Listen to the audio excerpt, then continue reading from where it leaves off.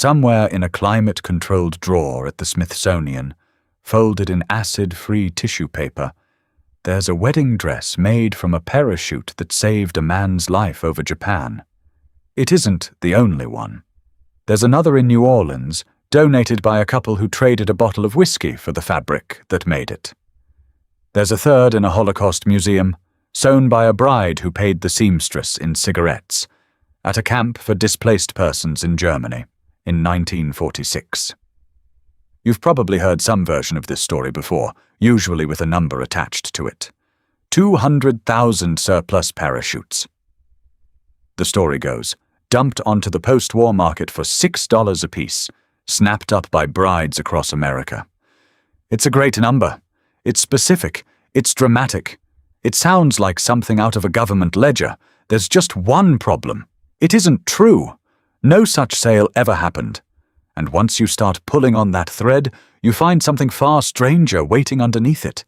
A story about inspection failures, black market whiskey, quality control officers who never knew they were shaping American fashion, and brides who turned rejected military hardware into the most important dress of their lives.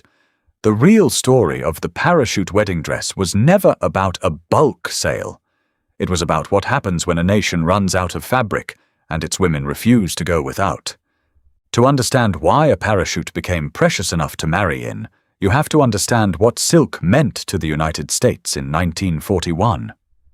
Before the war, silk was already a luxury import, almost entirely sourced from Japan. Once Pearl Harbor was attacked, that supply didn't just shrink. It vanished overnight, a casualty of the country you were now fighting. At the exact same moment, the American military discovered it needed staggering quantities of that very same material. A single personnel parachute could require dozens of yards of tightly woven silk, or, increasingly, the new synthetic alternative coming out of DuPont's laboratories, nylon. DuPont had only unveiled nylon to the public a couple of years earlier, marketing it first as a miracle fiber for women's stockings, a product so popular it had triggered genuine shopping stampedes when it hit store shelves. The military didn't care that women loved it for their legs. It cared that the fiber was strong, light, and didn't rely on an import supply chain controlled by an enemy nation. Within months of Pearl Harbor, nylon stocking production for civilians was essentially shut down entirely, every spool of the fiber redirected toward parachutes, tents, and rope. Women who had just discovered their favorite new luxury watched it disappear from shelves overnight. The War Production Board didn't ask nicely. It requisitioned. Silk stockings disappeared from department store shelves. Wedding gown fabric, historically one of the few splurges a family would allow itself even during hard times, became a genuine casualty of total war. Parachute manufacturing scaled up to numbers that are almost hard to picture. By the height of the war, factories across the country were turning out hundreds of thousands of canopies a year, destined for paratroopers over Normandy, air crews who might have to bail out over the Pacific, and cargo drops feeding entire divisions from the sky. Each one had to be perfect. A parachute wasn't a uniform. If it failed, a man died. And that single requirement, that a parachute had to be flawless or it was worthless, is the hinge on which this entire story turns. Every parachute produced for the US military went through a punishing chain of quality control before it was ever certified for use. Riggers, the enlisted men and women trained to pack, inspect, and maintain these canopies, were taught to distrust the fabric in front of them. A single pulled thread, a stain from seawater, a scorch mark, a seam that didn't sit exactly right. Any of it was enough to fail a parachute out of active service. It didn't matter that the fabric itself was often still structurally sound enough to be reused for something less demanding than a soldier's life. The standard wasn't good enough. The standard was perfect, or it was surplus. One of the young Americans doing exactly this kind of inspection work was a 20-year-old from Massachusetts named Janet Gleason, who joined the newly formed WWII program in the summer of 1942 and was eventually assigned to Fort Dix in New Jersey as a parachute rigger second class. Women like Gleason were making life-or-death judgment calls on fabric every single day, deciding what stayed in the sky and what got pulled. What almost none of them could have predicted is that the parachutes they rejected wouldn't just disappear into a scrap heap. They were about to start a fashion movement. By 1944 and 1945, as American and Allied forces pushed across Europe and island hopped across the Pacific, something else was happening far from any factory floor. Soldiers themselves were quietly becoming smugglers of fabric. A parachute that had done its job and landed a paratrooper safely on the ground was, technically, government property. Practically, once it hit the dirt and the mission moved on, nobody was tracking it. GIS began stuffing surplus and combat-used canopies into their kit bags as souvenirs, the same instinct that had men bringing home enemy helmets and flags. Except parachute silk had a use that a helmet didn't. It could become something beautiful. In the town of Merville, France, a 17-year-old named Myrtille de Lassus had spent 4 years of German occupation standing in ration lines, cold and hungry, waiting for a war she could hear getting closer every week. When American soldiers finally arrived, one of them, Sergeant Joseph Bilodeau of Berlin, New Hampshire, began quietly passing along surplus supplies to a local dress shop owner grateful for his kindness. What happened next would end in a wedding dress and a marriage. Halfway around the world in Brussels, an American soldier named Ted Zimmerman fell for a young woman named Jackie, and when it came time to marry, there wasn't a scrap of proper bridal fabric to be found in the entire city. Zimmerman had a solution nobody would have written into a supply manual. He knew soldiers in a parachute unit. He had whiskey. He made a trade. A bottle of liquor, quietly exchanged for a bundle of white fabric, became the wedding dress that Jackie Zimmerman wore in 1946, and the couple stayed married for 70 years. But it's the story out of Bergen-Belsen that shows just how far this trend traveled and how much weight a simple white dress could carry. In 1946, at a displaced persons camp run by Allied forces in Celle, Germany, 2 Holocaust survivors, Ludwig Friedman and Lily Lax, decided to marry. They were rebuilding a life out of almost nothing. Ludwig managed to purchase a parachute, and Lily hired a seamstress, paying her not with money, which meant almost nothing in that place at that time, but with her cigarette ration, one of the only forms of currency that still held value in a displaced persons camp.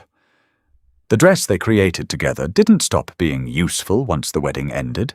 It was worn by 2 more brides in similar camps in the months that followed, passed from woman to woman like something too precious and too rare to only be used once. That dress exists today in the collection of the United States Holocaust Memorial Museum. Think about what that means for a moment. A parachute engineered by American industry to save a paratrooper's life over occupied Europe ended its service life draped over 3 different brides, trying to build something normal out of the wreckage of the worst catastrophe of the 20th century. Not every parachute wedding dress came from a battlefield romance or a black market trade. Some came from something closer to fate, and the most famous surviving example is proof of it. In 1944, an American airman named Major Claude Hensinger was flying a bombing mission when his plane caught fire. He had to bail out, and the same nylon canopy that carried him safely to the ground then served as both his pillow and his blanket while he waited, hidden, for rescue. When Hensinger made it home to the United States, he did something almost nobody would have thought to do with military survival equipment. He proposed to his girlfriend Ruth, and he suggested she use the very parachute that had saved his life to make her wedding gown. Ruth said yes to both the marriage and the material. The dress she and a local seamstress created together was modeled on the gown worn by Scarlett O'Hara in the 1939 film Gone with the Wind, one of the most famous silhouettes in American cinema history, transplanted onto life-saving military nylon. That dress is now part of the Smithsonian's permanent collection, one of the most requested wartime artifacts the museum holds, a piece of survival equipment engineered to keep one man alive over enemy territory, became, within 2 years, the single most recognizable wedding dress of the entire Second World War. Not every one of these dresses came from a friendly source, either, and this is where the story gets genuinely uncomfortable in a way most retellings skip over entirely. Some American brides made their gowns from parachute fabric brought home by soldiers from enemy equipment. One surviving example, preserved in a museum collection, was constructed from Japanese silk, retrieved from a parachute that had likely once belonged to a Japanese soldier killed in combat. Another documented dress carries a German maker's label sewn quietly into the train, hidden by the tailor who constructed it, a small private joke or private tribute stitched into fabric that had started its life as enemy military equipment. In 1946, at a cost of $18 for the tailoring alone, a woman walked down the aisle in a gown built from a downed German parachute, unaware or perhaps entirely aware of exactly what she was wearing. These weren't sanitized museum pieces when they were made. They were battlefield salvage, repurposed within months of the fighting that produced them, worn by women who understood exactly where the fabric had come from and chose to wear it anyway. Here is what almost nobody talks about when they tell this story, and it's the detail that makes the whole thing make sense. This had almost nothing to do with government surplus sales in the way people assume. The federal government had actually seen this coming years before the fighting stopped. As early as February of 1944, a report on post-war adjustment policy landed on the president's desk, warning that whatever the military didn't use, someone would eventually have to get rid of. By October of that year, Congress had passed the Surplus Property Act, creating an entire bureaucracy just to manage the process of unloading a war machine nobody would need once the shooting stopped. That bureaucracy became the War Assets Administration, and between 1945 and 1949, it oversaw the disposal of more than $40 billion in surplus government property: uniforms, vehicles, tools, real estate, and yes, parachutes, along with everything else a wartime economy had built and no longer needed. Some of it really was sold off at astonishingly low prices, priced by weight, auctioned in bulk lots, dumped through catalog sales that promised items for pennies on the dollar.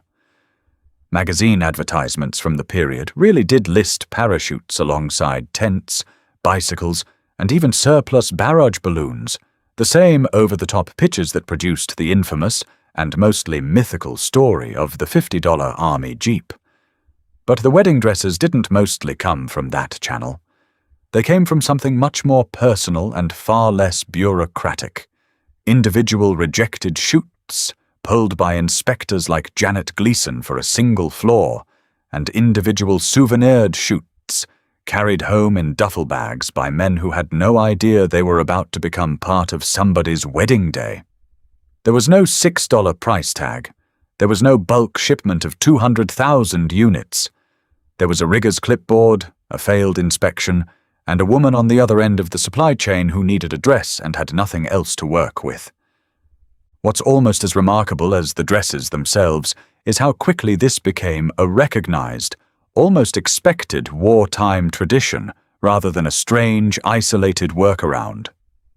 Brides across the United States, Europe, and Australia independently arrived at the same solution to the same fabric shortage, without any coordination, without any government program encouraging it. When compared to other homemade wedding dresses of the same era, parachute gowns tend to stand out immediately. They're longer, fuller, more voluminous than anything else brides were managing to piece together from ration-era scraps, because the fabric itself, engineered to billow open and catch enormous amounts of air at altitude, simply behaved differently than ordinary dress material. A parachute wasn't cut to be elegant. It was cut to be enormous, strong, and light. It turned out those same properties made for a genuinely striking wedding gown, full skirts and dramatic trains built from fabric nobody had originally designed with a bride in mind at all. The tradition didn't vanish the moment the war ended either.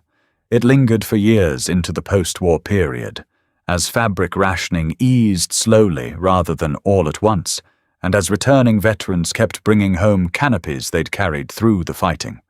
Some of these dresses were worn once and quietly boxed away for decades before a descendant rediscovered them in an attic and realized what they were actually looking at. Others were handed down deliberately, worn by daughters and granddaughters decades later as a way of carrying a piece of family history down the aisle.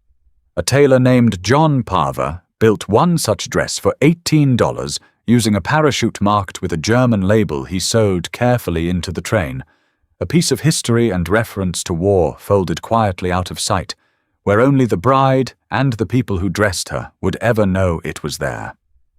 Today, these dresses sit in institutions that understand exactly what they represent, which is why the Smithsonian, the National World War II Museum, the National Museum of the United States Air Force, and the United States Holocaust Memorial Museum have all made space in their permanent collections for parachute wedding gowns. One dress held by the Air Force Museum wasn't even made from a single canopy.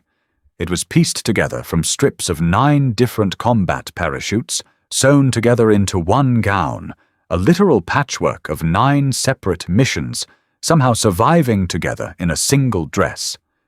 These institutions don't preserve wedding dresses lightly.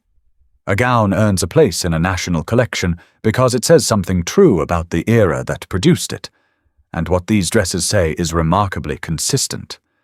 That even in the middle of rationing, occupation, and unimaginable loss, people kept finding ways to insist on joy.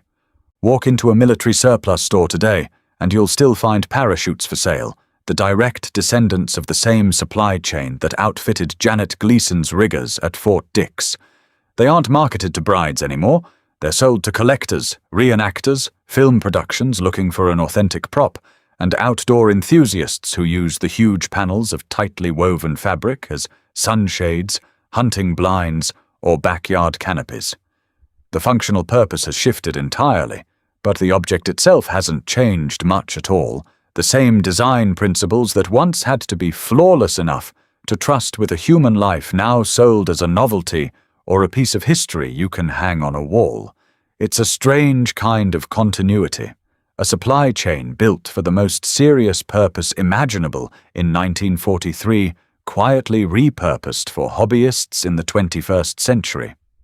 But it's the wedding dresses that carried the real emotional weight forward, not the surplus stores.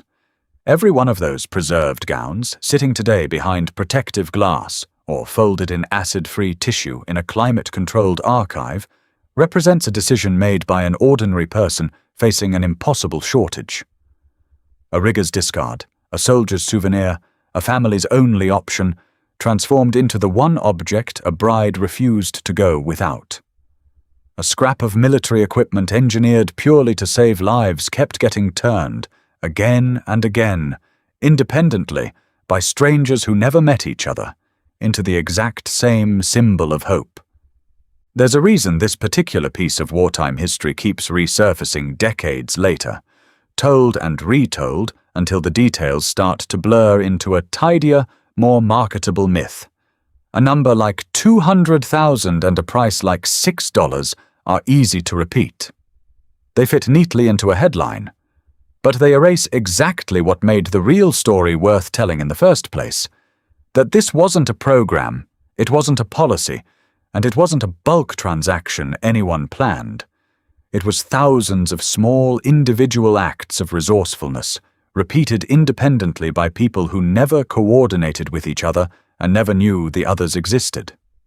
A rigger at Fort Dix rejecting a chute for a single floor had no idea that decision might eventually become somebody's wedding day.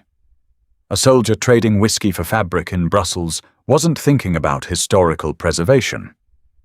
He was thinking about the woman he loved and the fact that she had nothing to wear.